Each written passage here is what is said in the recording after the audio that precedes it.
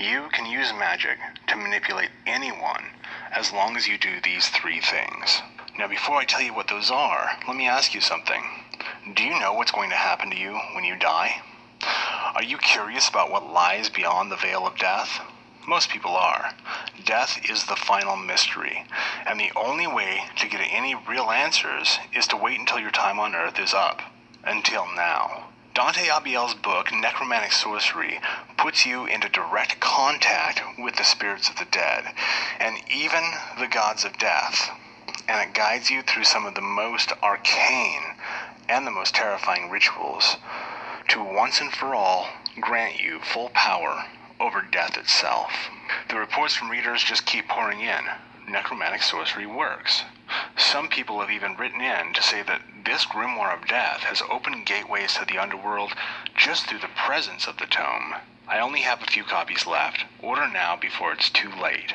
You can get your copy at becomealivinggod.com/necromantic sorcery. What if you could push your thoughts into another person's mind, embedding your desires into their consciousness? What if you were able to do this so secretly that your subject would actually assume that these foreign thoughts or desires were their own? And what if you could do this without having to say a single word to the other person, or even be in the same room? What if they just woke up from a dream with your embedded commands rising from their unconscious, shaping their thoughts and actions? You might think that this sounds like the work of a master hypnotist, but what I'm talking about is actually one of the simplest forms of black magic ritual. You can use the forbidden power of black magic to manipulate the thoughts, feelings, and behaviors of anyone that you choose at any time for any reason. When I first found out that I could tap into this power, I became unstoppable, bending the will of others to my own twisted desires. Of course, once you learn how to do this, you'll be in complete control of your interactions, your career, your relationships, finances, and just about every other aspect of your life. But the only way that you're going to be able to use this diabolical power of magic mind manipulation is by adhering to these three easy guidelines. Number one, the first thing that you need to do before even thinking about performing a ritual to influence, manipulate, or control another person is to ensure that you are operating from a black magic mindset.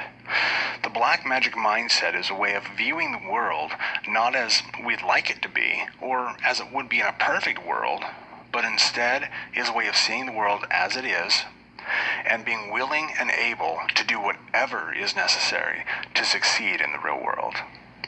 As a black magician, your success hinges on your ability to make decisions that will advance your goals without being influenced by a phony sense of morality or misplaced compassion. You must understand that manipulation is necessary for survival and for excellence. You can't attach an ethical value to any action itself, but you have to be able to predict the likely outcome of each possibility before you, and act in the best interest of yourself and your goals. Whether or not you want to believe it, manipulation is at the center of most of your interpersonal communications, and you are bombarded every minute of every day by manipulative messages. As a black magician, you are not compelled to ignore this obvious fact, and instead can become conscious of it, and then can learn to master it. This doesn't mean that your every interaction is disingenuous and that every word you speak must be a lie. You simply need to lay to rest the false notion that manipulation of others is somehow inherently wrong. Once you've freed yourself of this pitfall, you become the master of your own ethics, deciding to what degree you're comfortable manipulating others. When this advice is ignored, it almost always leads to the magician manifesting situations which are self-punishing rather than exalting. The actual ritual that will allow you access to the minds of others is simple. All you'll need is a black candle and an object belonging to the person that you're trying to manipulate. You can always use specific candle colors for specific outcomes if you like, but for most aggressive rituals, a simple black candle will work just fine. Some good magical links that you can use are photographs of the target, a signature, personal possessions such as jewelry or clothing, or if you can obtain it, using some of your target's hair is one of the best links that you can use. I've experienced massive success using a borrowed pen or even a simple writing sample from the person I'm trying to influence. The best time to perform this ritual is at night, when the target is asleep. Not only do many of the spirits and powers that we call upon in magic seem to be more active at night, but the mind that you are manipulating will be in a passive and receptive state, ready for you to inject your own thoughts into it. Set the candle on your altar, or if you're still getting your ritual area set up, you can set it on any table or flat surface. Shut the lights out, light the wick of the candle, and hold the fetish link in your right hand. Let the flame draw you into its trance, pulling you deep down inside of yourself, the dark room and the world outside of it fading, and the world of your living imagination taking the forefront. Once you're locked into the flame trance, hold your right hand over the flame, still clutching the sympathetic link to your target. You obviously don't want to burn yourself, so make sure that you hold your hand high enough above the wick so that you can feel the heat of the candle warming your hand and the fiery energy radiating into the link without burning your skin. Focus wholly on the person that you want to manipulate, at first simply viewing him or her as if they are sleeping in their bed. Feel the connection between the link in your hand and the person in their bed growing as the candle continues to heat it up. Remember, the flame is a major gateway between the worlds, and doing this will activate the link as a gateway between you and your target. As the power of the link intensifies, visualize the target in the situation which you would like to have power over them, whether at work, school, home, or casually passing on the street. Put yourself imaginatively in that future time and place, and, with the force of your magical will alone, push your desire into them, the imagined future replica of that person acting, saying, and doing what you were programming him or her to act, say, and do. Now, you can focus on the one sentence that they would speak to signal your control over them, or you can simply focus on the emotions and thoughts that you want to instill in them.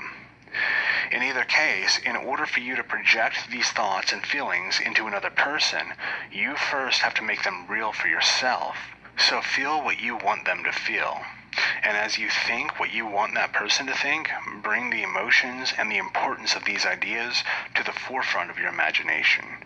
This will solidify the ideas and literally turn them into astral forms that indeed can travel beyond your body and brain and into another consciousness. Hold your focus on the pushing of the thoughts and feelings into your target until your focus naturally begins to wane and you start to find it difficult to maintain your concentration.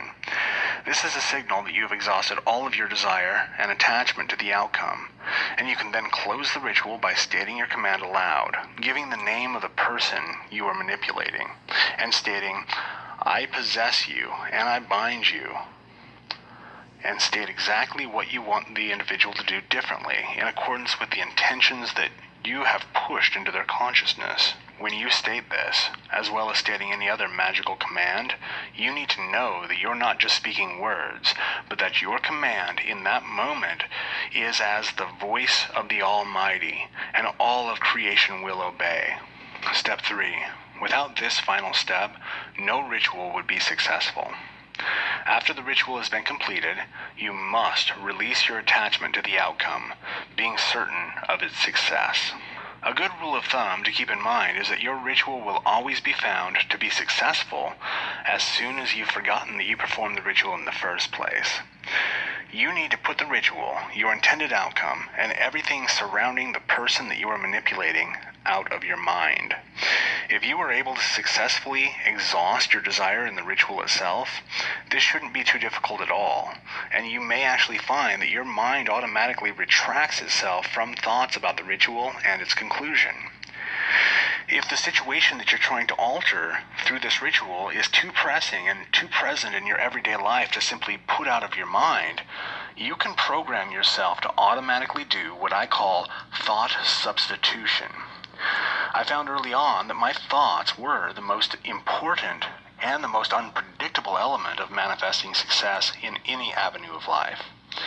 In order to bring my thoughts under my control, I trained myself to substitute the undesirable or counterproductive thoughts with a more productive and desirable thought. For instance, if I have an important business deal pending, and in order to achieve the outcome that I want, I perform this ritual to manipulate a key person in the arrangement. After the ritual is complete, every time a thought arises about the deal, I will instantly push that natural floating thought out of the way by bringing to mind a visualization of my desired outcome, the same one that I used as my focal point in the ritual. When you notice counterproductive thoughts arising, you're going to have to do this immediately so that the wandering thought doesn't have a chance to stir up emotion, which would then create a counterproductive thought form that would then be projected into the situation, sometimes entirely negating your magical working completely. You see, thoughts on their own are neither positive nor negative. Neither productive nor are they destructive. It's only when thoughts are fused with strong emotions that they develop the force needed to condense into physical reality on their own. For this reason, you'll also need to connect a positive and productive emotion to the quick visualization of the successful outcome. As soon as the random thought has been replaced by your substitute thought, something that you can do that is almost certain to further empower the ritual that you have performed is to smile. Smile and mean it. Feel the joy, peace, and the power of your magical might, the satisfaction of knowing that with a simple ritual, you can rearrange and manipulate any aspect of reality. And smile specifically about the satisfaction of having achieved a successful outcome for the ritual. Even though you may still be waiting for the success to fully materialize,